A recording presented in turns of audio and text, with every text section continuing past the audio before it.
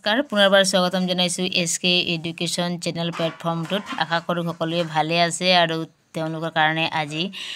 all competitive এক্সামৰ কাৰণে এই বিষয়টো হ'ব পাৰিব ধুনীয়াকৈ গতিকে মোষ্ট ইম্পৰ্টেণ্ট কাৰেণ্ট এফেয়াৰ বেছি নহয় 10টা আনিছো আপোনালোকক খন্তেক সময় শুনিলে মনত ৰ'ব আৰু ধুনীয়াকৈ আপোনালোকে এইখিনি মনত ৰাখিব মোষ্ট ইম্পৰ্টেণ্ট কাৰেণ্ট এফেয়াৰ্ছ হয় 2024 বৰ্ষৰ বাবে কুৱেশ্যন নম্বৰ 1 আছে বিশ্ব গ্ৰাহক অধিকাৰ দিৱস কেতিয়া পালন কৰা হয় 15 মাৰ্চ তাৰিখে তাৰপিছত বিশ্ব পৃথিৱী দিৱস 2023ৰ মূল মন্ত্ৰ কি আছিলে আমাৰ গ্ৰহত বিনিয়োগ কৰক সেয়া আছিলে 2023ৰ মূল মন্ত্ৰ আছিলে বিশ্ব পৃথিৱীৰ বাবে আৰু অসমত কেতিয়া দেশভক্তি দিৱস পালন কৰা হয়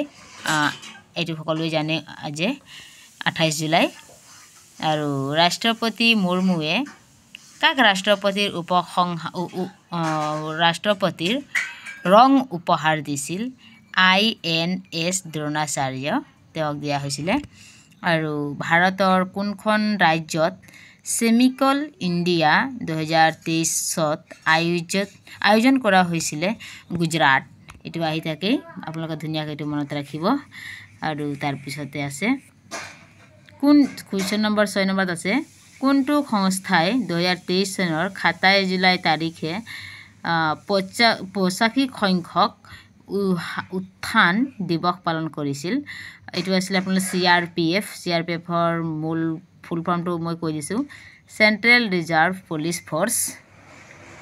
তাৰ পিছত ভাৰতৰ আটাইতকৈ সন্মানীয় সাংবাদিকতাৰ বঁটা কোনটো সাংবাদিকতাৰ বঁটাটো আছিল ৰামনাথ গোয়েঙ্কা বঁটা আছিল আৰু 8 নম্বৰতে আছে যে ভাৰত চৰকাৰে শেহতীয়াকৈ আৰম্ভ কৰা GST চালান আঁচনিৰ নাম কি খুব ইম্পৰ্টেন্ট হয় আপোনালোকে ভালকৈ চাব মেৰা বিল মেৰা অধিকাৰ এটো হৈছে মেৰা বিল মেৰা অধিকাৰ আৰু কোৱেশ্যন নম্বৰ 9 প্ৰধানমন্ত্ৰী জনধন যোজনা কেতিয়া আৰম্ভ হৈছিল 24 আগষ্ট 2024 চনত এটো যোজনা কৰা হৈছিল